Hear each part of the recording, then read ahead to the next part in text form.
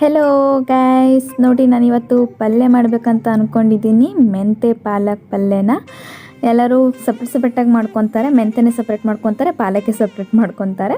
But ನಾನು ಎರಡೂ ಸ್ವಲ್ಪ ತೊಗೊಂಡ್ಬಿಟ್ಟು ಕಟ್ ಮಾಡಿ ವಾಶ್ ಮಾಡಿ ಇಟ್ಕೊಂಡಿದ್ದೀನಿ. ಬೆಳ್ಳುಳ್ಳಿ ಕೂಡ ಜಜ್ಕೊಂಡು ಇಟ್ಕೊಂಡಿದ್ದೀನಿ. ಆಯಿಲ್ ಕೂಡ ಇದೆ, ಒಳ್ಳೆಣ್ಣೆ. ಖಾರಕ್ಕೆ ಮೆಣಸು ಮತ್ತು ಈರುಳ್ಳಿನೂ ಕಟ್ ಮಾಡಿ ಇಟ್ಕೊಂಡಿದ್ದೀನಿ. ಓಕೆನಾ, ನಿಮ್ಗೆ ಎಷ್ಟು ಖಾರ ಬೇಕೋ ಅಷ್ಟು ಹಸಿಮೆಣಸನ್ನ ಕಟ್ ಮಾಡ್ಕೊಳ್ಳಿ.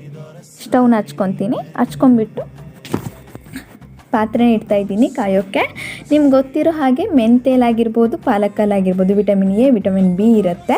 ಮತ್ತು ಮೆಂತೆಯಲ್ಲಿ ಏನಂದರೆ ಪೋಲಿಕ್ ಆ್ಯಸಿಡ್ ಇರುತ್ತೆ. ಓಕೆನಾ, ಮತ್ತೇನಂದರೆ ನಿಮ್ಮದು ಶುಗರ್ ಲೆವೆಲ್ನ ಇದು ಕಡಿಮೆ ಮಾಡುತ್ತೆ. ಆಯುರ್ವೇದಿಕ್ ಥರ ವರ್ಕ್ ಮಾಡುತ್ತೆ. ಇದು ಬಾಯಲ್ಲಿ ದುರ್ವಾಸನೆ ಬರ್ತಿತ್ತು ಅಂದರೆ ನ್ಯೂಕಾಸ್ ಅಂತ ಒಂದು ಅಂಶ ಏನಾಗುತ್ತೆ ನಮಗೆ ಹೊರಸೂಸ್ತಿರುತ್ತೆ. ಅಂಥದ್ದನ್ನ ವಾಸನೆ ಬರಬಾರ್ದು ಅಂತಂದರೆ ಇಂಥ ಫೈಬರ್ ಕಂಟೆಂಟ್ ಇರುವಂಥ ಮೆಂತ್ಯ ಸೊಪ್ಪನ್ನ ಯೂಸ್ ಮಾಡಬೇಕಾಗುತ್ತೆ. ಪಾಲಕಂತೂ ನಿಮ್ಗೆ ಗೊತ್ತೇ ಇದೆ, ರಕ್ತ ಆಗಬೇಕು ಅಂದರೆ ರಕ್ತ ಕಡಿಮೆ ಇರುವಂಥವ್ರನ್ನ, ಹೇರಳವಾಗಿ ರಕ್ತ ಕಡಿಮೆ ಇರುತ್ತಲ್ವಾ, ಸೊ ಅಂಥವ್ರು ಪಾಲಕನ ಯೂಸ್ ಮಾಡೋದ್ರಿಂದ ಆರೋಗ್ಯಕ್ಕೆ ಒಳ್ಳೆಯದು.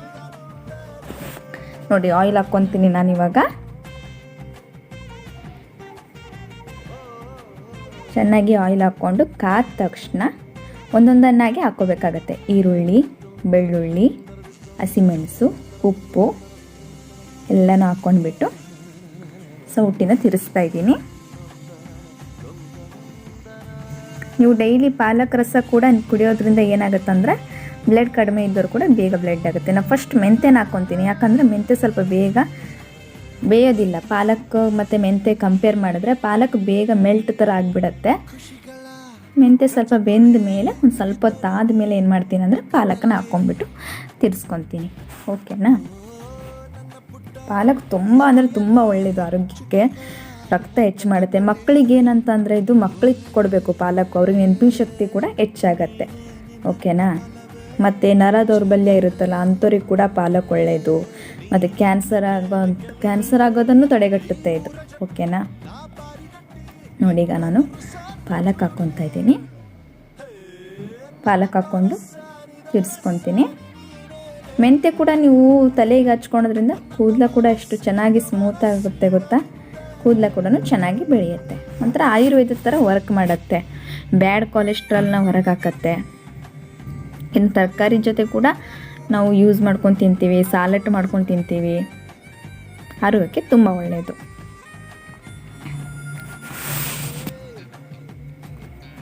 ಆಯಿತು ನೋಡಿ, ತಿರ್ಸ್ತಾ ಇದ್ದೀನಿ. ಚೆನ್ನಾಗಿ ತಿರ್ಸ್ಕೋಬೇಕಾಗತ್ತೆ ಎಲ್ಲ ಸೊಪ್ಪು ಬೇಯೋವರೆಗೂ. ನಾನು ಇದಕ್ಕೆ ನೀರು ಯೂಸ್ ಮಾಡೋದಿಲ್ಲ, ಯಾಕಂದರೆ ಪಾಲಕ್ ಸೊಪ್ಪು ನೀರು ಬಿಡುತ್ತೆ ಅದು. ಸೊ ಅದಕ್ಕೆ ನಾನು ನೀರು ಯೂಸ್ ಮಾಡಿಲ್ಲ, ಓನ್ಲಿ ಎಣ್ಣೆಯಲ್ಲೇ ಮಾಡ್ಕೊತಾ ಇದ್ದೀನಿ. ನೋಡಿ, ಚೆನ್ನಾಗಿ ತಿರ್ಸ್ಕೋಬೇಕಾಗತ್ತೆ.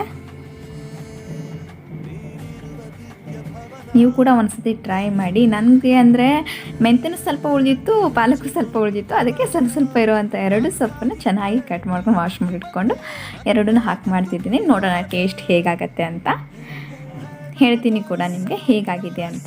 ಆಯಿತಾ, ಇವಾಗ ಕುದೀತಿರುತ್ತೆ, ಚೆನ್ನಾಗಿ ಕುದೀಲಿ, ಬೇಯಬೇಕು ಅದು. ನಿಮಗೂ ಕೂಡ ಮೆಂತೆಯಿಂದ ಮತ್ತು ಏನೇನು ಯೂಸಸ್ ಇದೆ, ಪಾಲಕ್ಕಿಂದ ಮತ್ತೇನೇನು ಹೊಸದಾಗಿ ಯೂಸಸ್ ಇದೆ ಅಂತ ಗೊತ್ತಿದ್ದರೆ ಕಮೆಂಟ್ ಮಾಡಿ. ಓಕೆನಾ, ಓಕೆ, ಸ್ವಲ್ಪ ಹೊತ್ತು ಬಿಟ್ಟಾದಮೇಲೆ ಪಲ್ಯ ಆಗಿರುತ್ತೆ.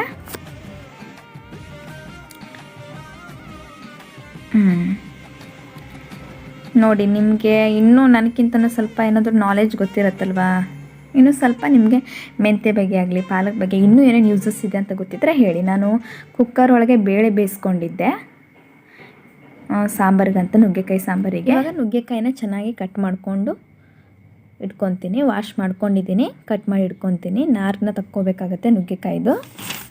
ಚೆನ್ನಾಗಿ ನುಗ್ಗೆಕಾಯಿ ನಾರನ್ನೆಲ್ಲ ತಕ್ಕೊಂಡು ಕಟ್ ಮಾಡಿ ಇಟ್ಕೊತೀನಿ. ಓಕೆನಾ, ನಾನು ಏನಂದರೆ ಇದು ನುಗ್ಗೆಕಾಯಿನ ಕುಕ್ಕರಲ್ಲಿ ನಾನು ಬೇಯಿಸಿಲ್ಲ, ಯಾಕಂದರೆ ಅದೇನಾಗುತ್ತಂದರೆ ಕುಕ್ಕರಲ್ಲಿ ಬೇಳೆ ಜೊತೆ ಬೇಯಿಸೋದ್ರಿಂದ ಫುಲ್ಲು ಒಂಥರ ಸಾಫ್ಟಾಗಿ ಫುಲ್ಲು ಕುದ್ದು ಬೆಂದುಬಿಟ್ಟಿರುತ್ತಲ್ವ, ತಿನ್ನೋಕ್ಕೆ ಚೆನ್ನಾಗಿ ಅನಿಸಲ್ಲ. ನಾನು ಅದಕ್ಕೆ ಏನು ಮಾಡ್ತೀನಿ ಅಂದರೆ ಬೇಳೆ, ಉಪ್ಪು, ಅರಿಶಿನ, ಎಣ್ಣೆ, ಟೊಮೆಟೊ, ಈರುಳ್ಳಿ ಇದನ್ನು ಸಪ್ರೇಟಾಗಿ ನಾನು ಕುಕ್ಕರಲ್ಲಿ ಬೇಯಿಸ್ಕೊತೀನಿ. ಉಳ್ಕಿದ್ದನ್ನ ಏನು ಮಾಡ್ತೀನಿ ಅಂತಂದರೆ ಒಗ್ಗರಣೆ ಕೊಡೋ ಟೈಮಲ್ಲಿ ಏನು ಮಾಡ್ತೀನಿ ಅಂದರೆ ಇದು ನುಗ್ಗೆಕಾಯಿನ ಚೆನ್ನಾಗಿ ಕಟ್ ಮಾಡಿ ಇಟ್ಕೊಂಡಿರೋಂಥ ನುಗ್ಗೆಕಾಯಿನ ಫ್ರೈ ಮಾಡ್ಕೊಂಡ್ಬಿಟ್ಟು ಬೇಯಿಸಿರುವಂಥ ಬೇಳೆನ ಹಾಕ್ತೀನಿ. ನೋಡಿ ಯಾವ ರೀತಿ ಮಾಡ್ತೀನಿ ಅಂತ. ಈ ನುಗ್ಗೆಕಾಯಿ ಅನ್ನೋದು ಒಂದು ನಿಜವಾಗ್ಲೂ ಹೇಳ್ತೀನಿ ತುಂಬ ಯೂಸ್ಫುಲ್. ಹೆಲ್ತಿಗಂತೂ ಇದು ಹೇಳಿ ಮಾಡಿಸಿರೋ ಅಂಥ ತರಕಾರಿ ಅಂತ ಹೇಳ್ಬೋದು. ಈಗ ಬ್ಲಡ್ ಶುಗರ್ ಮೇಂಟೈನ್ ಮಾಡೋಕ್ಕಾಗಿರ್ಬೋದು, ಆಮೇಲೆ ಲಿವರಲ್ಲಿ ಪ್ರಾಬ್ಲಮ್ ಇರುವಂಥ ಟಾಕ್ಸಿನ್ ಲಿವರಿಂದ ಹೊರಗೆ ಹಾಕುತ್ತೆ ಇದು ನುಗ್ಗೆಕಾಯಿ. ಮತ್ತೇನೆಂದರೆ ಕ್ಯಾಲ್ಸಿಯಂ ಅಂಶನ ನುಗ್ಗೆಕಾಯಿ ಹೊಂದಿದೆ. ಈ ಕ್ಯಾಲ್ಸಿಯಂ ಅಂಶದಿಂದ ನಮ್ಗೆ ಮೇನ್ ಕ್ಯಾಲ್ಸಿಯಂ ಬೇಕಾಗಿರೋದು ಬೋನ್ಸ್ಗಳಿಗೆ ಬೇಕು ಅಲ್ವಾ.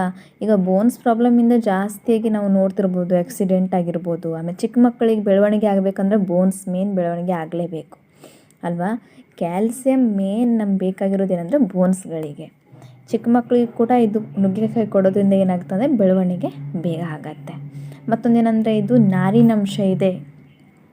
ನುಗ್ಗೆಕಾಯಿ ಏನಂದರೆ ನಾರಿನಂಶವನ್ನು ಹೊಂದಿದೆ. ಈ ನಾರಿನಂಶದಿಂದ ಏನಾಗುತ್ತೆ, ನಾವು ಸೇವಿಸ್ತಿರೋ ಆಹಾರ ಏನಾಗುತ್ತೆ, ಪಚನಕ್ರಿಯೆ ಜೀರ್ಣಕ್ರಿಯೆನ ಏನು ಮಾಡುತ್ತೆ, ಇದು ಆಗುವಂತೆ ಮಾಡುತ್ತೆ. ಜೀರ್ಣಕ್ರಿಯೆ ಕೂಡ ಈಗ ಎಷ್ಟು ಜನ ಒದ್ದಾಡ್ತಿದ್ದಾರೆ ಅನ್ನೋ ಗೊತ್ತಾ. ಒಂದು ಏಜ್ ಆಗಿರುವಂಥವ್ರು ಆಗಿರ್ಬೋದು, ಒಂಥರ ಅಂದರೆ ಕೊಲೆಸ್ಟ್ರಾಲ್ ಆಗಿರೋದು, ಗ್ಯಾಸ್ ಆಗಿರುತ್ತೆ, ಕರೆಕ್ಟ್ ಟೈಮಿಗೆ ಊಟ ಮಾಡ್ತಿರಲ್ಲ, ಜೀರ್ಣಕ್ರಿಯೆ ಆಗ್ತಿರಲ್ಲ. ಒಂದು ನಾರಿನಂಶ ಫೈಬರ್ ಅಂಶಗಳನ್ನ ನಾವು ಸೇವಿಸೋದ್ರಿಂದ ನಮ್ಮ ದೇಹದಲ್ಲಿ ಆಹಾರ ಸೇವಿಸ್ತೀವಲ್ವ, ಆಹಾರ ಕೂಡ ಏನಾಗುತ್ತೆ, ಜೀರ್ಣಕ್ರಿಯೆ ಆಗುತ್ತೆ. ಇದು ಜೀರ್ಣಕ್ರಿಯೆಗೆ ಕೂಡ ತುಂಬ ಯೂಸ್ಫುಲ್ಲಾಗಿದೆ ನುಗ್ಗೆಕಾಯಿ. ಮತ್ತೊಂದು ಏನಂದರೆ ವೈರಲ್ ಇನ್ಫೆಕ್ಷನ್ಸ್ ಆಗಿರುತ್ತೆ. ವೈರಲ್ ಇನ್ಫೆಕ್ಷನ್ಸ್ ಅಂದರೆ ಗೊತ್ತೇ ಇದೆ, ನೆಗಡಿ ಒಬ್ಬರಿಂದ ಮತ್ತೊಬ್ಬರಿಗೆ ಬರುತ್ತೆ, ಜ್ವರ ಬರುತ್ತೆ. ಈ ವೈರಲ್ ಇನ್ಫೆಕ್ಷನ್ ಆಗೋ ರೀಸನ್ ಏನು, ನಮ್ಮಲ್ಲಿ ರೋಗ ನಿರೋಧಕ ಶಕ್ತಿ ಕಡಿಮೆ ಇರೋದ್ರಿಂದ ಇದಾಗತ್ತೆ ಅಲ್ವಾ. ಸೊ ರೋಗ ನಿರೋಧಕ ಶಕ್ತಿ ಏನಂದರೆ ಈ ನುಗ್ಗೆಕಾಯಿಲಿದೆ. ರೋಗ ನಿರೋಧಕ ಶಕ್ತಿ ಈ ನುಗ್ಗೆಕಾಯಿಲಿ ಇರೋದ್ರಿಂದ ಏನಂದ್ರೆ ನಾವು ರೋಗನ ತಡೆಗಟ್ಬೋದು. ಮತ್ತೊಂದು ಏನಂತಂದರೆ ಇದರಲ್ಲಿ ಬೀಜ ಅಂತೀವಲ್ವ, ಈಗ ನುಗ್ಗೆಕಾಯಿ ಒಳಗೆ ಬೀಜ ಇರುತ್ತಲ್ವ, ಆ ಬೀಜದಿಂದ ಕೂಡ ರಕ್ತ ಶುದ್ಧೀಕರಣ ಆಗುತ್ತೆ. ನಮ್ಮ ಬಾಡೀಲಿ ರಕ್ತ ಶುದ್ಧೀಕರಣ ಆಗುತ್ತೆ. ಮತ್ತು ರಕ್ತಹೀನತೆಯಿಂದ ಅನೆಮಿಯಾ ಅಂತ ರೋಗನೂ ಕೂಡ ಅನುಭವಿಸ್ತಿದ್ದಾರೆ ಇತ್ತೀಚೆಗೆ. ಅದು ಕೂಡ ಏನಾಗುತ್ತೆ ಅಂದರೆ ಈ ನುಗ್ಗೆಕಾಯಿ ಸೇವಿಸೋದ್ರಿಂದ ಅವ್ರಿಗೆ ಕೂಡ ಆರಾಮಾಗುತ್ತೆ. ಆರೋಗ್ಯಕರವಾಗಿರುವಂಥ ತರಕಾರಿ ಇದು ನುಗ್ಗೆಕಾಯಿ. ವಾರದಲ್ಲಿ ಒಂದು 2 ಟೈಮ್ಸ್ ಆದರೂ ನೀವು ಮಾಡ್ಕೊಂಡು ತಿನ್ಬೋದು. ನುಗ್ಗೆಕಾಯಿ ಸೂಪ್ ಮಾಡ್ಕೊಂಡು ತಿನ್ಬೋದು. ಸೂಪ್ ಕುಡೀರಿ, ಸೂಪ್ ಕೂಡ ಒಳ್ಳೆಯದು ನುಗ್ಗೆಕಾಯಿ ಸೂಪು. ಮತ್ತು ಇದರಲ್ಲಿ ವಿಟಮಿನ್ ಸಿ ಇದೆ. ಮತ್ತಿದು ಏನಂದರೆ ಅಸ್ತಮ ಆಗಿರುತ್ತೆ ನೋಡಿ, ಅಸ್ತಮ ಆದವರಿಗಂತೂ ತುಂಬ ಯೂಸ್ಫುಲ್ ಆಗಿರುವಂಥದ್ದಿದು ತರಕಾರಿ. ಅಂದರೆ ಅವ್ರಿಗೂ ಕೂಡ ಒಳ್ಳೆಯದಿದು ಅಸ್ತಮ ಆದವರಿಗೆ. ಕಬ್ಬಿಣಾಂಶ ಹೊಂದಿದೆ ಇದು. ಮೇನಾಗಿ ನಮ್ಮ ಹಿಮೋಗ್ಲೋಬಿನಿಗೆ ಬೇಕಾಗಿರೋದೇ ಕಬ್ಬಿಣಾಂಶ ಅಲ್ವಾ.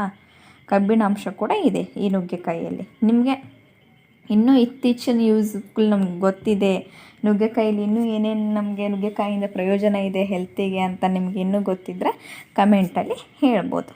ಓಕೆನಾ.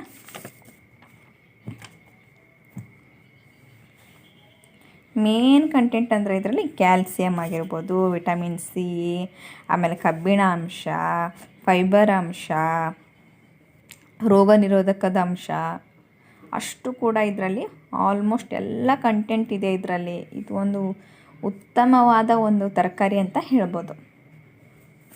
ನೋಡಿ, ನಾನಿವಾಗ ಸ್ಟವ್ನ ಹಚ್ಬಿಟ್ಟು ಇಟ್ಟಿದ್ದೀನಿ. ಪಾತ್ರೆ ಬಿಸಿ ಆದ ತಕ್ಷಣ ಏನು ಮಾಡ್ತೀನಿ, ಒಳ್ಳೆಣ್ಣೆನ ಹಾಕ್ಕೊತೀನಿ. ಓಕೆನಾ. ನಿಮಗೂ ಕೂಡ ಇನ್ನೂ ನಿಮಗೆ ನುಗ್ಗೆಕಾಯಿ ಬಗ್ಗೆ ನಮ್ಮ ಹೆಲ್ತಿಗೆ ಏನೇನು ಯೂಸಸ್ ಇದೆ ಅಂತ ನಿಮ್ಗೆ ಗೊತ್ತಿದ್ದರೆ ಕಮೆಂಟ್ ಮಾಡಿ. ನೋಡಿ, ಚೆನ್ನಾಗಿ ಬಾಣಲೆ ಕಾದಿದೆ, ಪಾತ್ರೆ ಕಾದಿದೆ, ಎಣ್ಣೆನ ಹಾಕ್ತಿದ್ದೀನಿ. ಪಾತ್ರೆ ಕಾದ್ಮೇಲೆ ಎಣ್ಣೆ ಕೂಡ ಚೆನ್ನಾಗಿ ಕಾದ ನಂತರ ಸಾಸಿವೆ ಹಾಕ್ತೀನಿ. ಎಣ್ಣೆ ಬಿಸಿ ಆದ ತಕ್ಷಣ ಸಾಸಿವೆನ ಹಾಕ್ಕೊತೀನಿ. ಸಾಸಿವೆನ ಹಾಕ್ಬಿಟ್ಟು ಜೀರಿಗೆ, ಬೆಳ್ಳುಳ್ಳಿ ಎಲ್ಲನೂ ಹಾಕಿ, ಇಲ್ಲಿ ನಾನು ಕರಿಬೇವನ್ನ ಸ್ಕಿಪ್ ಮಾಡಿದ್ದೀನಿ. ನೀವು ಕರಿಬೇವನ್ನ ಹಾಕಿ ಕೊತ್ತಂಬರಿ ಸೊಪ್ಪು ಕೂಡ ಹಾಕಬಹುದು, ಆಯಿತಾ. ನಾನು ಕೊತ್ತಂಬರಿ ಸೊಪ್ಪು ಹಾಕಿಲ್ಲ, ಕರಿಬೇವು ಹಾಕಿಲ್ಲ, ಇದ್ದಿರೋ ಸಾಮಾನಲ್ಲೇ ಮಾಡ್ಕೊತಾ ಇದ್ದೀನಿ. ಓಕೆ, ಸಾಸಿವೆ ಹಾಕ್ತಾಯಿದ್ದೀನಿ ಇವಾಗ. ನೋಡಿ, ಸಾಸಿವೆ ಚಟಪಟ ಅಂತಿರೋ ಟೈಮಲ್ಲಿ ಜೀರಿಗೆ ಹಾಕಬೇಕಾಗತ್ತೆ. ಕೆಲವೊಬ್ಬರು ಹುಣ್ಸೆಹಣ್ಣು ನೀರು ಕೂಡ ಹಾಕ್ಕೊತಾರೆ. ನಾನು ಹುಣ್ಸೆಹಣ್ಣು ನೀರನ್ನ ಹಾಕ್ಕೊಂಡಿಲ್ಲ, ಸ್ಕಿಪ್ ಮಾಡಿದ್ದೀನಿ. ನೀವು ಆ್ಯಡ್ ಮಾಡ್ಕೊಳಿದ್ರೆ ಆ್ಯಡ್ ಕೂಡ ಮಾಡ್ಕೋಬೋದು. ಬೆಲ್ಲ ಕೂಡ ಹಾಕ್ತಾರೆ, ಬಟ್ ಬೆಲ್ಲ ನಾವು ಯೂಸ್ ಮಾಡಲ್ಲ ಸಾಂಬಾರುಗಳಿಗೆ, ಅದಕ್ಕೆ ನಾನು ಹಾಕಿಲ್ಲ. ನೀವು ಕೂಡ ಹಾಕ್ಕೋಬೋದು ಬೇಕಾದರೆ. ಜೀರಿಗೆ ಹಾಕಿದ್ದೀನಿ ಇವಾಗ. ಜೀರಿಗೆ ಚಟಪಟ ಅಂತಿದೆ. ಬೆಳ್ಳುಳ್ಳಿ ಕೂಡ ಹಾಕ್ಕೊತೀನಿ ನೋಡಿ. ಹಾಗೆ ಸ್ಟವ್ನ ಸ್ಲಿಮ್ ಮಾಡ್ಕೊತೀನಿ, ಯಾಕಂದರೆ ಏನಾಗ್ಬಿಡುತ್ತೆ ಅಂದರೆ ಬೆಳ್ಳುಳ್ಳಿ ಒತ್ತಿ ಬಿಡುತ್ತೆ ಅಂತ ಸ್ಟವ್ನ ಸ್ಲಿಮ್ ಮಾಡ್ಕೊಂಡಿದ್ದೀನಿ. ನುಗ್ಗೆಕಾಯಿ ಕೂಡ ಚೆನ್ನಾಗಿ ವಾಶ್ ಮಾಡಿಕೊಂಡು ಕಟ್ ಪೀಸ್ ಮಾಡ್ಕೊಂಡಿದ್ದೀನಿ. ಎಲ್ಲನೂ ಚೆನ್ನಾಗಿ ಕಟ್ ಮಾಡ್ಕೊಂಡಿದ್ದೀನಿ. ನುಗ್ಗೆಕಾಯಿ ಯಾವಾಗಲೂ ತೆಗಿಬೇಕಾದ್ರೆ ಪೂರ್ತಿ ನಾರನ್ನ ತೆಗಿಬಾರ್ದು, ಸ್ವಲ್ಪ ಸ್ವಲ್ಪ ನಾರನ್ನ ಉಳಿಸ್ಬೇಕು. ನಾರಿನಂಶ ಇರೋದ್ರಿಂದನೇ ಜೀರ್ಣಕ್ರಿಯೆ ಆಗೋದು. ನೋಡಿ, ಎಲ್ಲನೂ ಹಾಕ್ಕೊಂಡ್ಬಿಟ್ಟು ಚೆನ್ನಾಗಿ ಉಪ್ಪು ಎಲ್ಲ ಮಸಾಲೆ ಪದಾರ್ಥಗಳನ್ನೆಲ್ಲನೂ ಹಾಕ್ಕೊಂಡ್ಬಿಟ್ಟು ಚೆನ್ನಾಗಿ ನುಗ್ಗೆಕಾಯಿನ ಸೌಟಿನ ತೀರಿಸ್ಕೋಬೇಕು. ಬೇಯಬೇಕು ಅದು ಎಲ್ಲ. ಉಪ್ಪಿನ ಅಂಶ, ಮಸಾಲೆ ಪದಾರ್ಥ, ಖಾರ ಎಲ್ಲನೂ ಹೀರ್ಕೊಂಡು ಚೆನ್ನಾಗಿ ಬೇಯಬೇಕು. ನಿಮಗೆ ಖಾರ ಜಾಸ್ತಿ ಬೇಕಾದರೆ ನೀವು ಜಾಸ್ತಿ ಹಾಕ್ಕೊಳ್ಳಿ, ಅಥವಾ ಕಡಿಮೆ ಬೇಕಾದರೆ ಕಡಿಮೆ ಹಾಕ್ಕೊಳ್ಳಿ. ನಿಮ್ಮ ಕ್ವಾಂಟಿಟಿ ತಕ್ಕಂತೆ ನೀವು ಹಾಕ್ಕೊಳ್ಳಿ. ಓಕೆನಾ? ನಾನು ಖಾರ ಜಾಸ್ತಿ ತಿಂತೀನಿ, ಸೊ ಅದಕ್ಕೆ ನಾನು 3.5 ಸ್ಪೂನಷ್ಟು ಹಾಕ್ಕೊತೀನಿ ಖಾರ ಪುಡಿನ. ಗರಂ ಮಸಾಲ, MTR ಮಸಾಲ ಯಾವ್ದಾರು ಇದ್ದರೂ ಕೂಡ ನೀವು ಮಸಾಲ ಐಟಮ್ಸ್ಗಳನ್ನ ಹಾಕ್ಕೊಳ್ಳಿ. ನಾನು ಉಪ್ಪು ಹಾಕ್ಕೊತಾ ಇದ್ದೀನಿ. ನಾನು ಆಲ್ರೆಡಿ ಒಂದು ಸ್ವಲ್ಪ ಉಪ್ಪನ್ನ ಕಡಲೆಬೇಳೆ ಕುದಿಸಿದ್ದೆ ಅಲ್ವಾ, ಕಡಲೆಬೇಳೆಯಲ್ಲಿ ಹಾಕಿದ್ದೆ. ಕಡಲೆಬೇಳೆ, ಉಪ್ಪು, ಅರಿಶಿನ, ಎಣ್ಣೆ, ಟೊಮೆಟೊ, ಈರುಳ್ಳಿ, ಅದರಲ್ಲೂ ಕೂಡ ಕೊತ್ತಂಬರಿ ಸೊಪ್ಪು ಹಾಕ್ಕೊಂಡು ನೀವು ಬೇಳೆ ಕುದಿಸ್ಕೋಬೋದು. ನಾನು ಕುದಿಸ್ಕೊಂಡಿದ್ದೀನಿ. ನೋಡಿ, ಖಾರ ಪುಡಿ 3.5 ಸ್ಪೂನ್ ಹಾಕಿದ್ದೀನಿ. ನಾನು ಇದಕ್ಕೆ ನೀರನ್ನ ಆ್ಯಡ್ ಮಾಡಲ್ಲ, ನುಗ್ಗೆಕಾಯಿ ಇದಕ್ಕೆ ನೀರನ್ನ ಆ್ಯಡ್ ಮಾಡಲ್ಲ. ಯಾಕಂದರೆ ನೀರು ಹಾಕಿದ್ರೆ ಅಷ್ಟು ಟೇಸ್ಟ್ ಬರೋದಿಲ್ಲ. ಸೊ ಅದಕ್ಕೆ ನಾನು ಬೇಳೆ ಕುದಿಸ್ಬೇಕಾದ್ರೆ ನನಗೆ ಎಷ್ಟು ಪ್ರಮಾಣ ಬೇಕು ಸಾಂಬಾರು ಅಷ್ಟು ಪ್ರಮಾಣದಷ್ಟನ್ನು ನೀರು ತೊಗೊಂಡಿದ್ದೀನಿ ಆಲ್ರೆಡಿ. ಓಕೆನಾ? ಗರಂ ಮಸಾಲ ಹಾಕ್ಕೊತೀನಿ. ಜಾಸ್ತಿ ಮಸಾಲೆ ಕೂಡ ಹಾಕ್ಕೋಬೇಡಿ, ಜಾಸ್ತಿ ಇದು ಆಗುತ್ತೆ. ಎಷ್ಟು ಬೇಕು ಎಲ್ಲನೂ ಸ್ವಲ್ಪ ಸ್ವಲ್ಪ ಹಾಕ್ಕೊಳ್ಳಿ. MTR ಮಸಾಲ ಇದ್ದರೂ ಕೂಡ MTR ಮಸಾಲ ಕೂಡ ಹಾಕ್ಕೊಳ್ಳಿ. ಹೊರಗಡೆ ಮಸಾಲ ಪದಾರ್ಥ ಯೂಸ್ ಮಾಡೋಕ್ಕಿಂತ ಜಾಸ್ತಿಯಾಗಿ ಮನೆಯಲ್ಲೇ ಮಾಡ್ಕೊಂಡಿರೋಂಥ ಆರೋಗ್ಯವಾಗಿರುತ್ತೆ. ಮನೆಯಲ್ಲೇ ಮಾಡಿರೋ ಅಂಥ ಮಸಾಲ ಪೌಡ್ರನ್ನ ಹಾಕ್ತಾಯಿದ್ದೀನಿ. 1 ಸ್ಪೂನ್ ಹಾಕ್ತೀನಿ, ಯಾಕಂದರೆ ಆಲ್ರೆಡಿ ಗರಂ ಮಸಾಲ ಕೂಡ ಹಾಕಿದ್ದೀನಿ. ಜಾಸ್ತಿ ಮಸಾಲೆ ಆಗಿಬಿಡತ್ತೆ, ಅದಕ್ಕೆ ನಾನು ಎಲ್ಲನೂ ಸ್ವಲ್ಪ ಹಾಕಿದ್ದೀನಿ. ನೋಡ್ಕೊಳ್ಳಿ, ಚೆನ್ನಾಗಿ ನಾನೇನು ಮಾಡ್ಕೊತೀನಿ ಅಂದರೆ ಇವಾಗ ನುಗ್ಗೆಕಾಯಿನ ಫ್ರೈ ಮಾಡ್ಕೊತೀನಿ.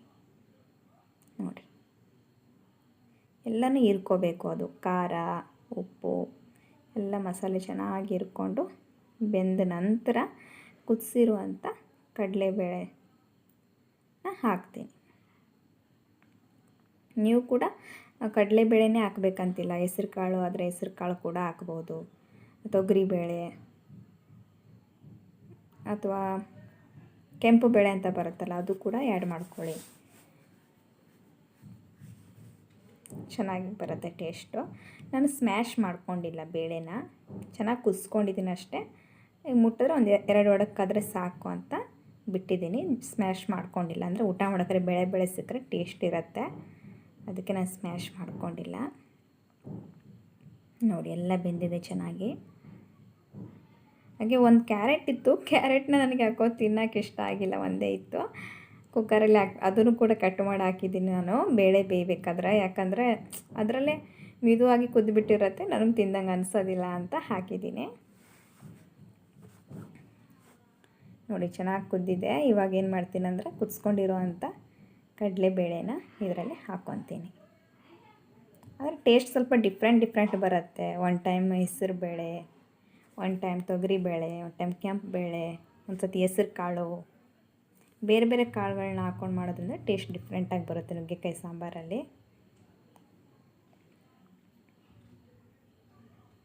ನಾನಿಲ್ಲಿ ಮಸಾಲೆನ ಹಾಕಿಲ್ಲ, ಹಾಗೆ ಸಡನ್ಲಿ ಆಗಿ ಸಾಂಬಾರು ಮಾಡ್ಕೊಂಡಿದ್ದೀನಿ. ಮಸಾಲೆನೇ ಆ್ಯಡ್ ಮಾಡ್ಕೊಂಡಿಲ್ಲ. ಮಸಾಲೆ ಹಾಕಿದ್ರೂ ಕೂಡ ಚೆನ್ನಾಗಿ ಟೇಸ್ಟ್ ಆಗುತ್ತೆ. ನಾನು ಹಾಗೆ ಮಾಡ್ಕೊಂಡಿದ್ದೀನಿ.